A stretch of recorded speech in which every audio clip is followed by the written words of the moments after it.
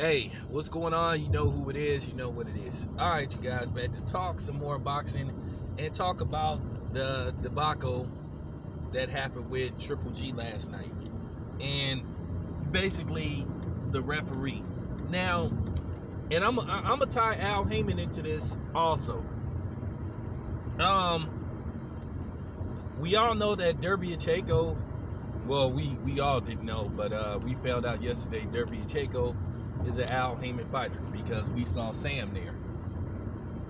Okay. And it seemed to be this thing with the Zone fighters and Al Heyman fighters. So at the end of the day, once again, fights can be made. Derby Pacheco had the fight on the Zone.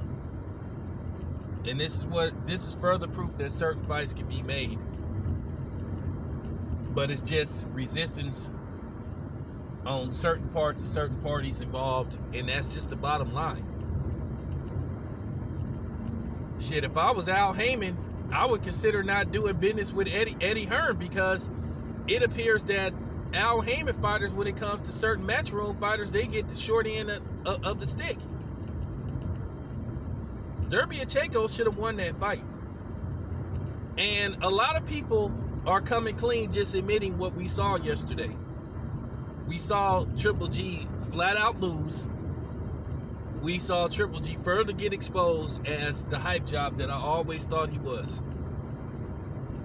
Like I said, I was one of the very few people, besides Ticket TV, that warned everybody.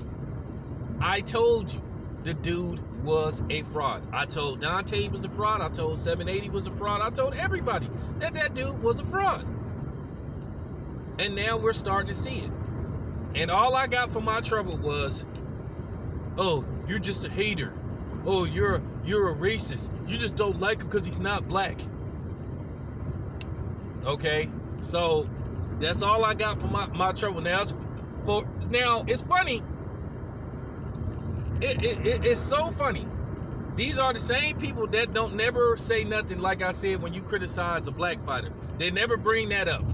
But as soon as you criticize a non-black fighter, here they come.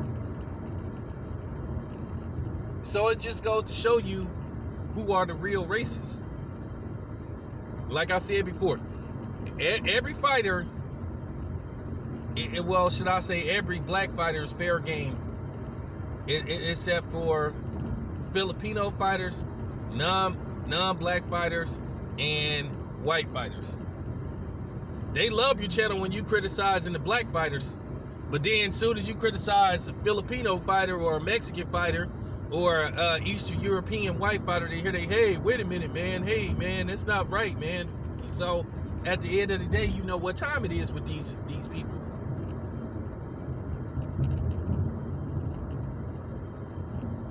These dudes say Triple G is the shit. But then when you say, hey, well, why don't Triple G go fight Demetrius Andrade? Why don't Triple G give Charlo his shot? Oh, Triple G can beat them. What have they done to earn a shot? But then you ask the same thing with Steve Dinner Rolls, you Dominic Wade and those type of dudes. What did they do? What did Martin Rosen do to deserve a shot? Except sit on the couch for 2 years. Triple G was exposed back then when he pulled that move. That told you everything you needed to know about him when he did that.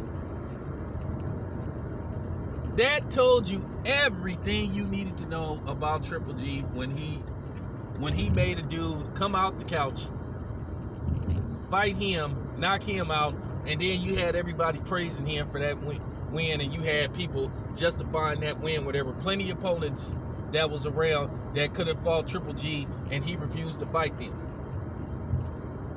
But these people say that Triple G is a badass and that he'll fight anybody. You actually had people that was justifying that bullshit fight with Martin Rosen.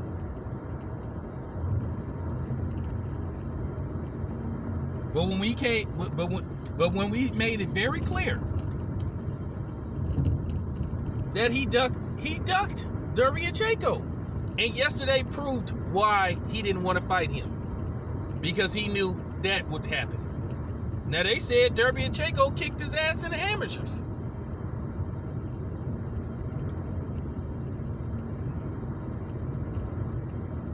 That's what it was all about. But then it was so funny when he finally decides to take this fight, because basically he has no choice, because he feels if he gets past Derbiachenko, which Harvey Dock and the judges helped him get there, he still thinks it's a third fight versus Canelo that's in the cards for him.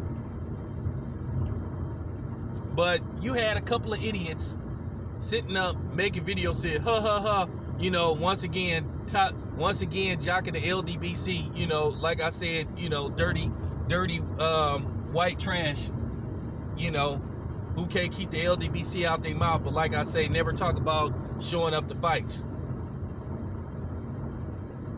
Don't never say they showed up to fights to confront the LDBC members. They just talk shit about them on their little sorry ass YouTube channel.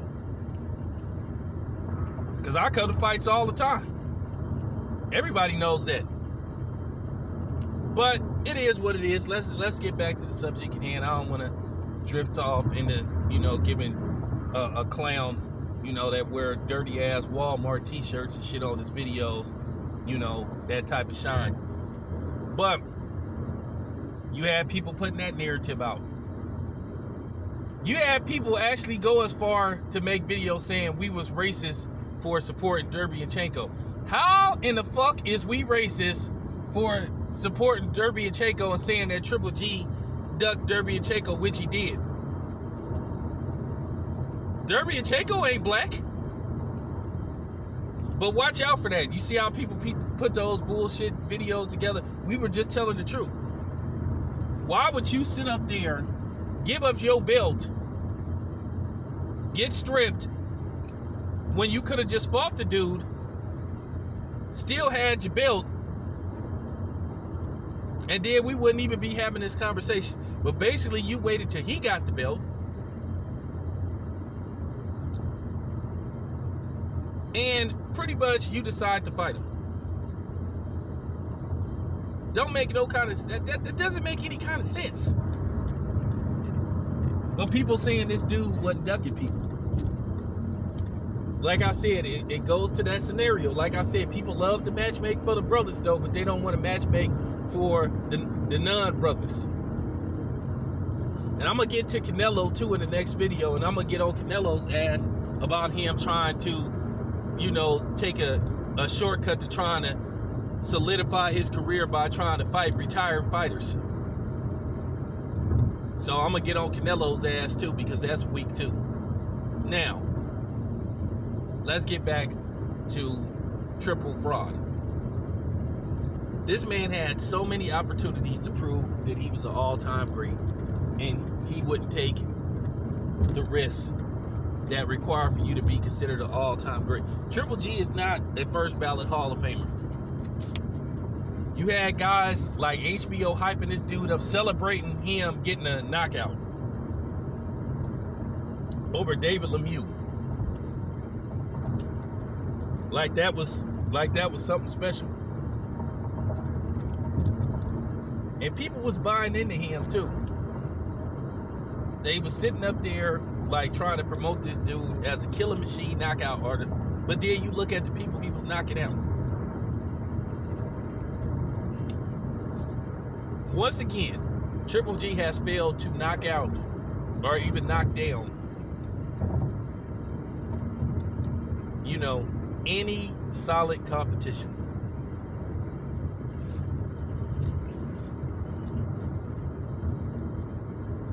It's fact. It's fact. Couldn't finish off Derbiachenko, even though you could have made an argument that he hit him in the back of the head. Couldn't knock out Canelo in 2 fights. Couldn't stop Daniel Jacobs. Was getting his ass whooped by Kell Brook until he landed that shot that hurt Kell Brook's eye.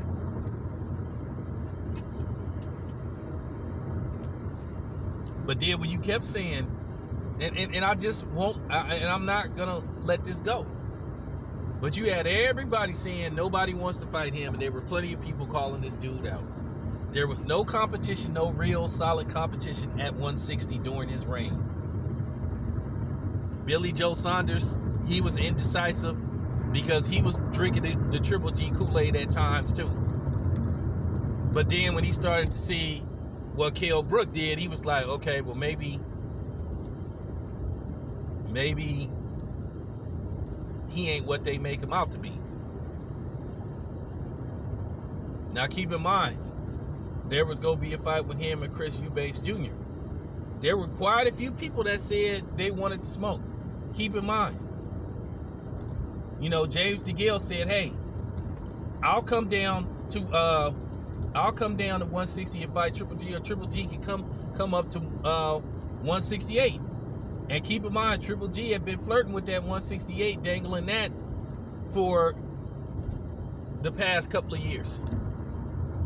I think if he fights James DeGale, probably about 2.5 years ago, James DeGale would have whooped his ass.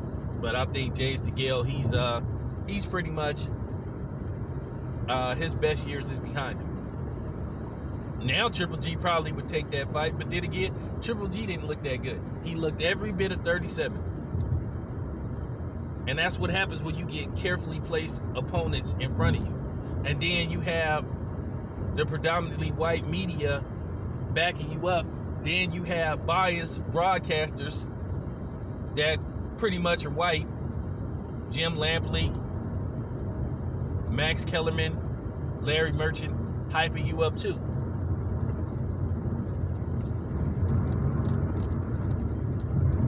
So yeah, it worked for a while. Most of Triple G's fans were casual boxing fans because they were going by what they heard and saw on HBO. But if you look at the quality of the opponent, it would tell you otherwise.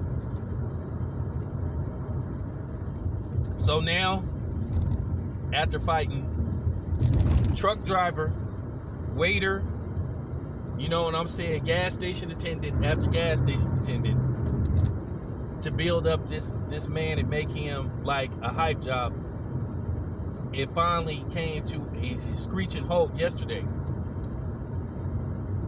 If it was ever clear that Triple G was overrated from the start, it was that fight yesterday. Didn't have no answers for, he didn't have no answers for Derevyanchenko. I think if Derevyanchenko at times would have, Derevyanchenko did great work to the body. I think had it been times where Derevyanchenko would have just sat on his punches at times and just tried to land some uppercuts, who knows what type of damage he could have did to Triple G.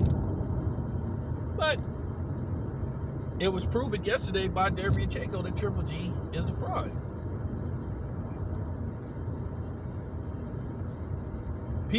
Triple G's fans are going to say, oh, well, Triple G doesn't have to fight Demetrius Andrade now.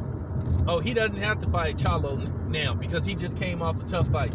And then they're going to say, oh, he doesn't have to run it back with Derevyanchenko because he already beat him. Well, not in most people's eyes.